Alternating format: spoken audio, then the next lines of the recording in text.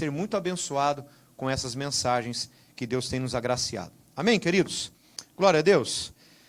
Então, louvado seja Deus. Se você ainda não é inscrito no nosso canal, eu peço que você inscreva-se em nosso canal, né? Você esteja aí acionando o sininho, dando o seu like ali, compartilhando essa mensagem com o maior número de pessoas possíveis da sua lista de transmissão aí. Compartilhe a palavra de Deus, seja um portador das boas novas de Cristo, em nome de Jesus. Amém?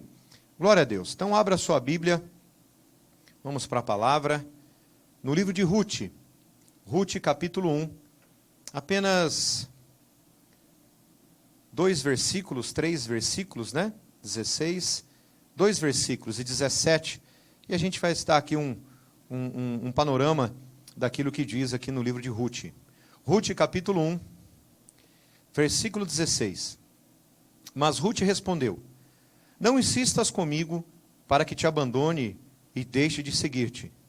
Pois aonde quer que fores, irei também. Aonde quer que ficares, ali ficarei. O teu povo será meu povo, e o teu Deus será o meu Deus. Aonde quer que morreres, ali também morrerei, e serei sepultada. Que o Senhor me castigue, se outra coisa que não a morte me separar de ti. Amém. Senhor Jesus, eu quero te agradecer pela leitura dessa pequena porção da tua palavra. Uma pequena porção que realmente fala aos nossos corações, fala ao nosso espírito, mexe na nossa alma, confronta o nosso ser. Mas queremos realmente, ó Pai, vivenciar todos os dias a tua presença, visitando a nossa vida, a nossa casa, a nossa família. Abençoe, Senhor Deus, e proteja de toda e qualquer enfermidade, seja ela física, emocional, espiritual. Abençoa a nossa nação, Senhor, traz saúde para a nossa nação, traz ordem e progresso para a nossa nação. Abençoa, Senhor Deus, diante de toda essa circunstância que estamos vivendo, de tudo isso que estamos enfrentando, de um ano para cá, de mais de um ano para cá. Só o Senhor pode realmente trazer a solução para tudo que estamos vivendo.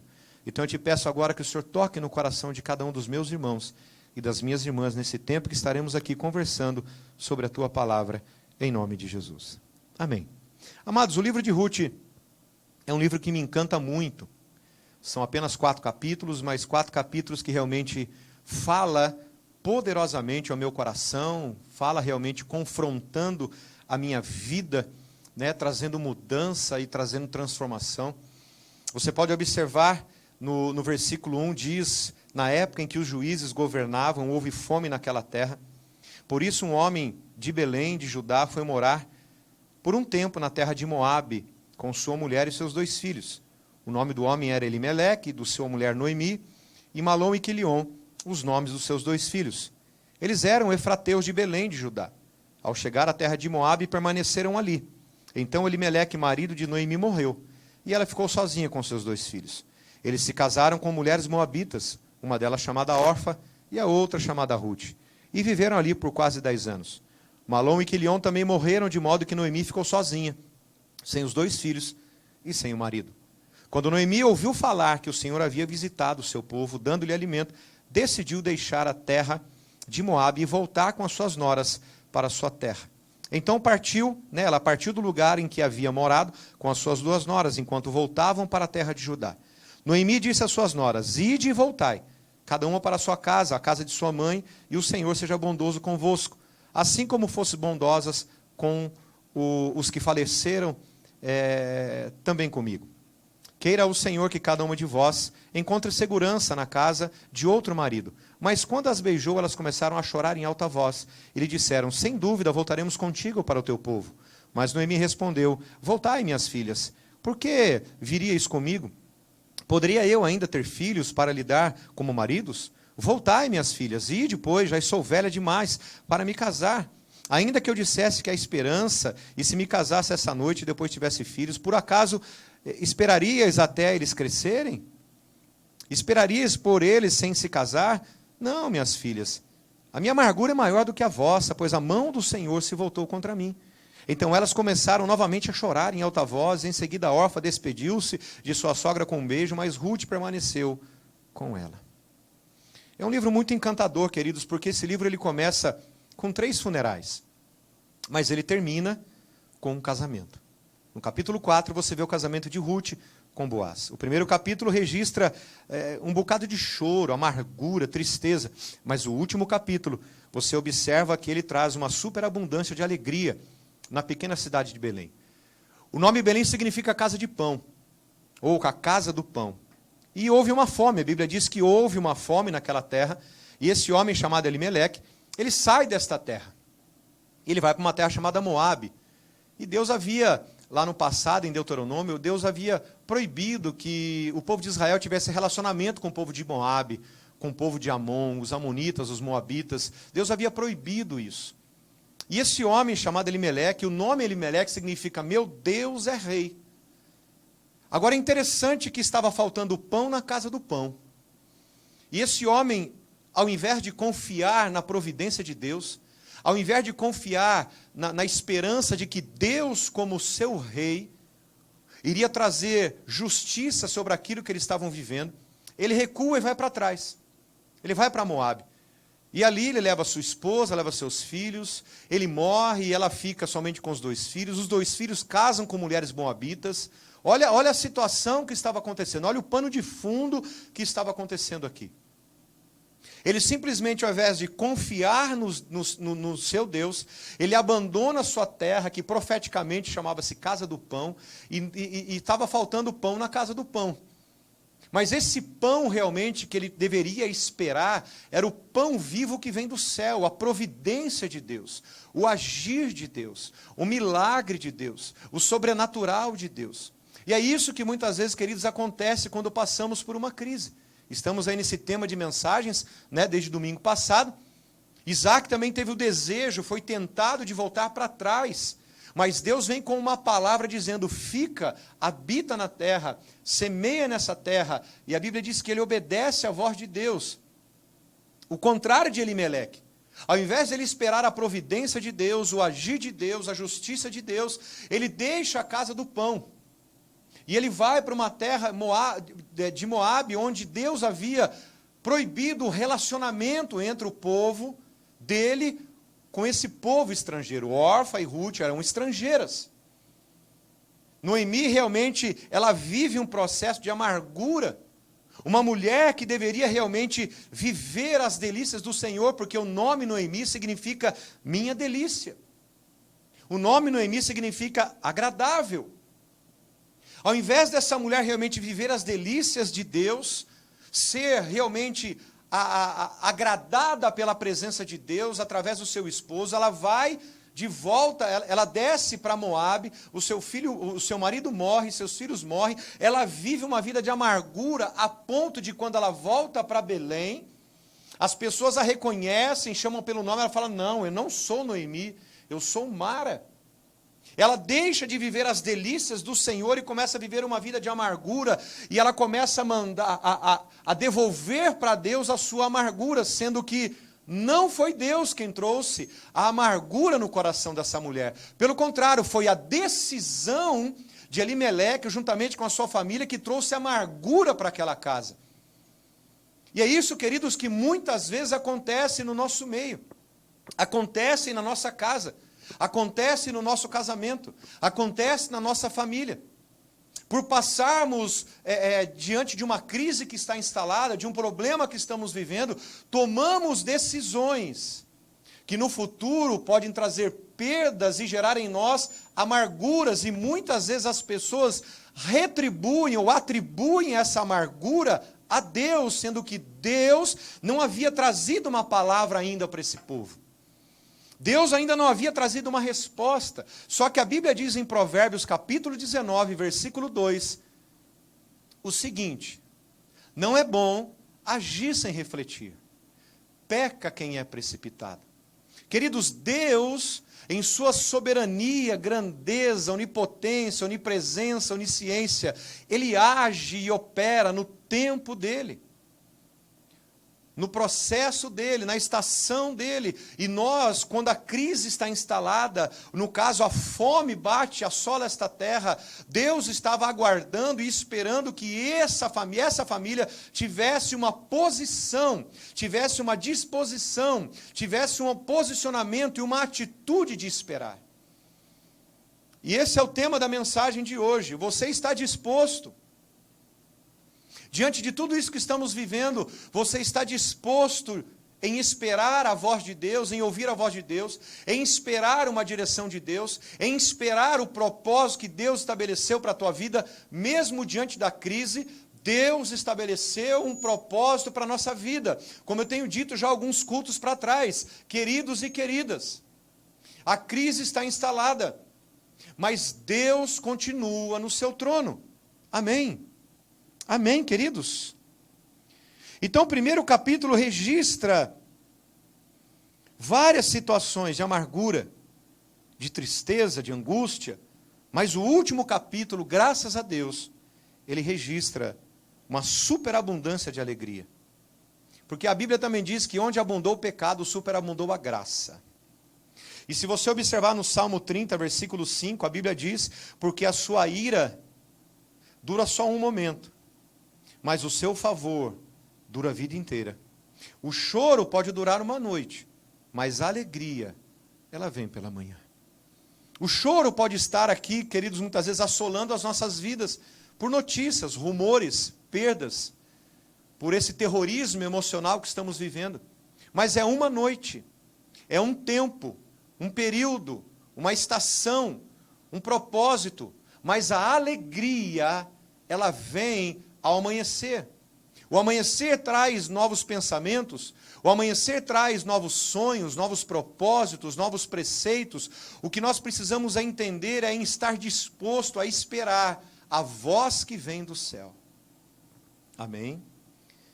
Então, queridos, nós precisamos entender algo. O versículo 14 do texto diz assim: então elas começaram novamente a chorar em alta voz. Em seguida, a órfã despediu-se de sua sogra com um beijo, mas Ruth apegou-se a ela. Tem uma tradução que diz que ela permaneceu com ela. Amados, a órfã aqui, ela representa uma pessoa, a órfã representa uma igreja que busca segurança por meio de seus próprios esforços.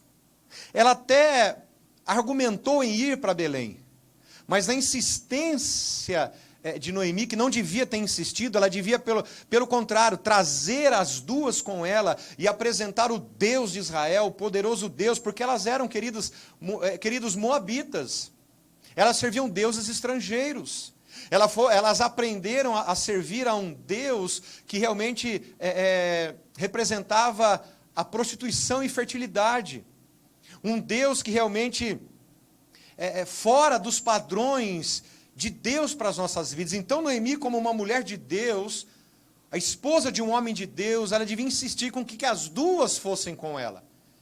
Mas uma se despede, ela até esboça em ir para Belém, mas quando ela observa que o negócio não ia ser bom, não ia ser boa essa volta, a peleja, a luta, a dificuldade, o cenário não estava demonstrando algo bom naquele momento. Então, órfã, ela representa uma pessoa, se eu posso dizer uma igreja, que busca segurança por meio de seus próprios esforços. Uma pessoa que busca segurança e facilidade por meio de artimanhas e argumentos humanos. Mas Ruth não. A Bíblia diz que Ruth, ela permaneceu com ela. Essa outra tradução que ele diz que Ruth, ela apegou-se, eu gosto mais dessa tradução. Ruth apegou-se a Noemi. Não importa. A partir desse momento começa a conversão de Ruth. A partir desse momento, Ruth está dizendo assim, olha, eu abro mão dos meus deuses, eu abro mão do meu povo, eu abro mão de adorar um Deus estranho para começar a adorar um Deus verdadeiro. Ruth, ela começa a dar um exemplo de fé e de esperança até para Noemi. Sendo que Noemi tinha que dar esse exemplo. Porque o nome Ruth significa amiga. O nome Ruth significa a bela companheira. É uma igreja, uma pessoa que está disposta, ela está disposta, preparada para perseverar. Fala comigo, perseverar. Você está disposto ou disposta a perseverar, mesmo em meio à crise que estamos vivendo? Mesmo em meio a tudo aquilo que estamos vendo nesses dias. Porque Deus está, queridos, buscando uma igreja que está disposta, preparada para perseverar, a passar tudo o que seria necessário. Pobreza, falta de casamento, ausência de filhos, preconceito. Ela estava pronta, preparada. Será que nós estamos prontos, dispostos e preparados para perseverar se Deus não responder a sua oração? Se Deus não dizer para você aquilo que você quer que Ele diga? Se Deus não te abençoar naquilo que você tem orado e buscado, você está disposto a continuar crendo que Ele é um Deus soberano sobre tudo e sobre todos? Se houver uma perda na sua família, você continuará professando que Deus é o Senhor de toda a terra? Isso demanda disposição. Sendo assim, ela está dizendo que ela não conseguia mais viver sem a presença de Noemi. Porque ela via algo na vida de Noemi, que ela não via nos deuses estranhos, no seu povo, mas ela estava vendo a partir dali. Ela olhava com uma esperança e uma expectativa de que algo iria acontecer. Então ela não conseguia mais viver sem a presença dela. Ou seja, Ruth não queria deixar a sua sogra sozinha, mas ela também tornou-se dependente dela. E é isso, queridos, que nós precisamos aprender, a começar a viver uma vida de total dependência à palavra de Deus.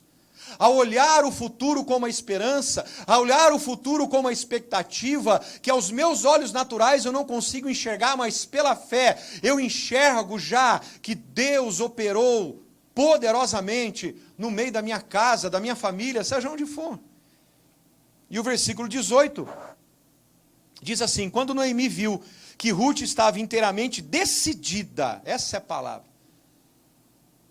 Quando Noemi viu que Ruth estava inteiramente decidida a ir com ela, não se opôs mais.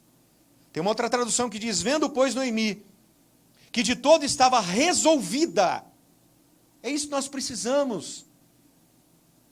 Sermos pessoas resolvidas, sermos pessoas decididas. Não importa o que venha acontecer, não importa o que venhamos a passar ou enfrentar, o que nós precisamos, queridos e queridas, é nos tornarmos pessoas resolvidas em Deus, resolvidas no Espírito Santo, decididos pela palavra do Senhor. Que quando você se torna uma pessoa decidida e uma pessoa resolvida, não importa o que aconteça, você nunca vai virar as costas para a palavra, você nunca vai virar as costas para o problema, pelo contrário, você vai enfrentá-lo. Uma outra pessoa muito decidida na palavra de Deus é Daniel. Daniel capítulo 1, versículo 8, para mim o versículo 8 é o versículo chave de todo o livro de Daniel.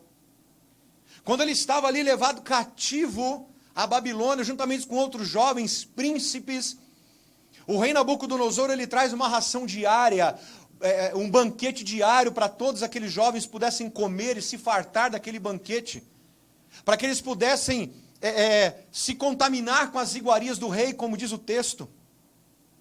Mas a Bíblia diz que Daniel decidiu em não se contaminar. Daniel resolveu em não se contaminar. Sabe, queridos, o propósito do inimigo é mudar a nossa cultura de céu para viver uma cultura da terra.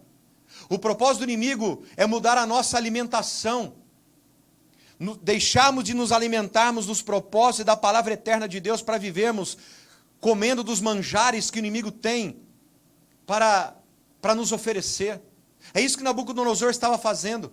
O propósito do inimigo é mudar a nossa língua, que ele estava querendo mudar, ensinar a cultura babilônica para esses jovens. O que o diabo quer para nós nesses dias é mudar a nossa linguagem do céu para uma linguagem terrena, para que você possa realmente viver os processos da terra e esquecer o propósito do céu. Mas quando eu tomo uma decisão em Deus, quando eu me resolvo quem eu sou em Deus, não importa o que aconteça, não importa o que surja, seja lutas, adversidades, circunstâncias contrárias adversas, eu sei quem eu sou em Deus. E eu sei que o meu Redentor vive e que Ele se levantará sobre a terra. A decisão, presta bem atenção nisso, A decisão de um homem e uma mulher resolvida, ela vem do caráter. Pois é isso que Deus espera de todo crente que professa o seu nome. Que nos tornemos pessoas decididas e resolvidas, mas isso vem de dentro de nós, isso vem do nosso caráter.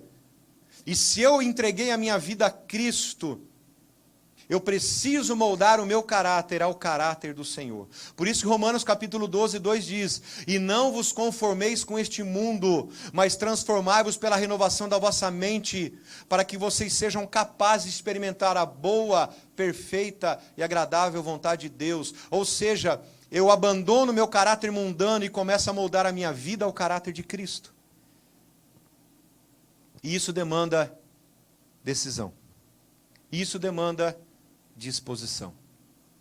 Por isso que a Bíblia diz lá em Tiago capítulo 1 que o homem de mente dividida não pense que ele alcançará alguma coisa diante do Senhor.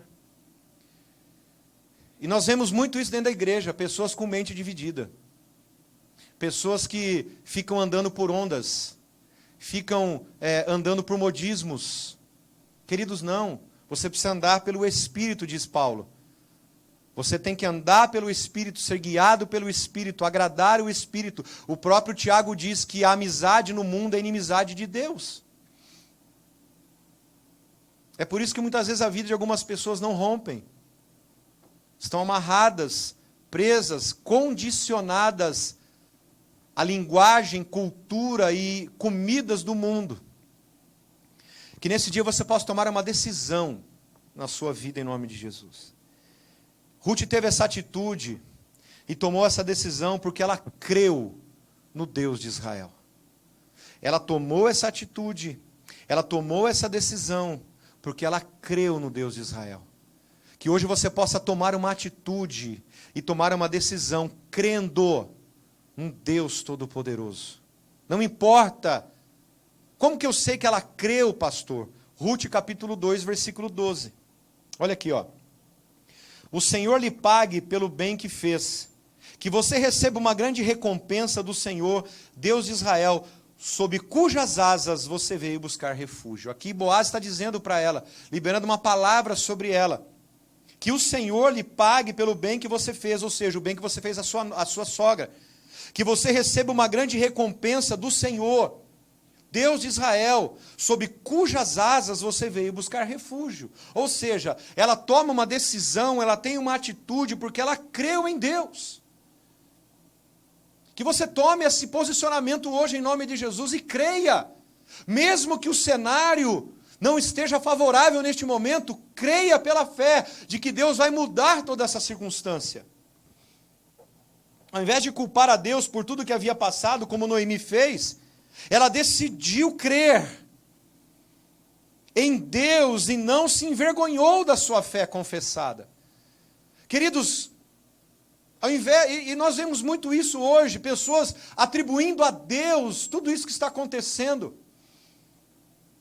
Não só esse pano de fundo que estamos vivendo, mas muitas pessoas atribuem a Deus os problemas, as dificuldades. Queridos, Deus é santo e soberano. Deus permanece no mesmo lugar que Ele sempre esteve, no seu trono. O problema é nós que somos o problema. É nós que não andamos pelo Espírito, caminhamos pelo Espírito, falamos sobre o Espírito, mas queremos viver uma vida aqui e uma vida lá. Não tem como, com Deus é sim, sim, não, não. O que passa disso procede do diabo. O que você precisa nesse dia é sair de cima do muro. E parar de atribuir a Deus tudo aquilo que você está vivendo. Se você está vivendo, a Bíblia diz em Tiago, a Bíblia está dizendo no livro de Tiago, na carta de Tiago, que todas as guerras e cobiças procedem de dentro de nós. As guerras que nós vivemos, os problemas que vivemos, os problemas que enfrentamos, a Bíblia diz que é por nossa própria cobiça. Olha o silêncio da morte aí, ó. Mas essa mulher, ao contrário de Noemi, ela não atribui a Deus a culpa, pelo contrário, ela crê. Ela buscou refúgio sob as asas do Altíssimo. A conversão de Ruth, queridos, é a prova da graça soberana de Deus. Orfa também podia ter se convertido, se Noemi tivesse insistido para que ela fosse, não insistido para que elas ficassem. É que uma tomou uma decisão, e outra buscou meios mais fáceis. E quem disse que uma vida com Jesus é uma vida fácil? A conversão de Ruth é a prova da graça soberana de Deus, pois, queridos, pois os pecadores só podem ser salvos pela graça. Efésios 2:8, Efésios capítulo 2, versículo 8 e 9. Pois pela graça sois salvos, mediante a fé. Isto não vem de vós, mas é dom de Deus, não de obras, para que ninguém se glorie. Ou seja, não é pela sua capacidade, não é pela sua força, não é pela sua violência, mas é pela graça do Espírito. A Bíblia também diz em Tito capítulo 3, eu gosto muito desse versículo, Tito capítulo 3, versículo 5. Ele, Jesus, nos salvou, não por obras de justiça praticadas por nós, mas segundo a sua misericórdia. Ele nos salvou mediante o lavar regenerador e renovador do Espírito Santo. Ele nos salvou, não pelas obras de justiças praticadas por nós. Porque a Bíblia diz em Isaías, queridos, que a nossa justiça é como trapo de imundícia. Nós não temos justiça. E se temos, é como um trapo de imundícia. Então não é pela tua capacidade, não é pela tua força, nunca vai ser, graças a Deus. Mas é pela graça do Senhor, pela fé no Senhor, que seremos salvos. Então a conversão de Ruth mostra realmente a graça soberana de Deus diante de um pecador. Ela servia um Deus estrangeiro, ela era uma moabita, ela era uma pecadora, um povo separado do povo de Deus. Mas Deus vai através da sua soberania e alcança aquela mulher. Você está entendendo isso? Aqui você já vê realmente a graça de Deus alcançando gentios. Quem são gentios no Novo Testamento? Quem não é judeu, quem não é povo de Deus. E Paulo bate em cima. Romanos, Coríntios, ele vai batendo em cima de que a graça de Jesus, a justificação de Deus através de Jesus é para todos. Você está entendendo isso? A graça, o amor é para todos. O Senhor nos alcançou. Quem você era antes de Jesus, Ele te alcançou. Aleluia. E para nós encerrarmos, você vai ver aqui alguns princípios de uma vida disposta. São apenas alguns princípios, eu quero encerrar com você. Primeiro, o texto diz assim: não insistas comigo para que te deixe e me obrigue a não seguir-te. O primeiro princípio para ter uma disposição de vida é súplica contra a separação. Você precisa suplicar a Deus para que nunca haja separação do Senhor e da sua vida. Súplica contra a separação. Ela confessa o seu amor e o desejo de ficar com ela. Para que haja uma vida de disposição, queridos e queridas, nós precisamos levantar uma súplica contra a separação e realmente confessar o nosso desejo e o nosso amor para permanecermos na palavra do Senhor. Você precisa fazer isso nesse dia, em nome de Jesus. Segundo, ela diz: para onde fores, eu irei. Aonde quer que pousares, ali eu pousarei. O segundo princípio para uma vida disposta, você precisa realizar uma promessa a Deus de lealdade à família de Deus, de lealdade à palavra de Deus, de crer que independente da circunstância que você venha viver ou passar, eu sou leal à palavra de Deus, eu sou fiel à palavra de Deus. Amém, queridos? Terceiro princípio: o teu povo é o meu povo, o teu Deus é o meu Deus. Olha o que ela faz. Ela faz uma confissão de fé no verdadeiro Deus vivo e sua decisão de adorar somente a Ele, independentemente da circunstância que ela pudesse passar no futuro. Aleluia, aleluia. Se você ainda não entregou a sua vida a Cristo, você que está nos assistindo, faça essa confissão de fé hoje. Não importa quem você esteja, como você esteja, de que maneira você esteja. O que importa é que a graça salvadora e redentora de Jesus, ela quer te resgatar nesse dia. Ela faz uma confissão de fé. Pastor, mas eu já aceitei a Cristo há 20 e tantos anos atrás. Essa confissão de fé tem que ser feita diariamente. Porque nós somos bombardeados de notícias ruins, pecaminosas, terrorismo emocional. Eu tenho que todos os dias acordar e falar: Senhor, eu creio no Deus Todo-Poderoso, eu creio no Deus vivo. Você precisa tomar uma decisão todos os dias de adorar somente a Ele, independente da circunstância que você esteja passando ou venha a passar. quarto princípio. Aonde quer que morreres, morrerei eu, e ali serei sepultada. Aqui você observa uma promessa de unidade em aliança à verdade da palavra. Ela realiza um processo declarando uma unidade em aliança à verdade da palavra de Deus. Ela não sabia o que aconteceria no futuro. Ela não sabia que ela iria se casar com Boaz. Ela nem imaginava que um dia ela seria avó do rei Davi. Ela nem imaginava que através dessa decisão dela, desta confissão dela, desta vida que ela teria, ela nem imaginava que ela seria descendente do Rei dos Reis e Senhor dos Senhores. Ah, meu irmão, ela nem pensava nisso.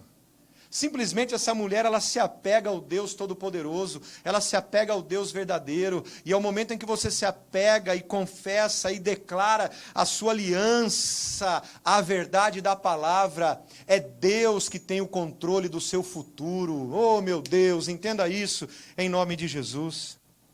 Quinto ponto, faça-me o Senhor o que bem lhe aprouver. Aqui, ó, está vendo? Faça-me o Senhor o que bem lhe aprouver. Ou seja, se for ruim está bom, se for bom está bom também.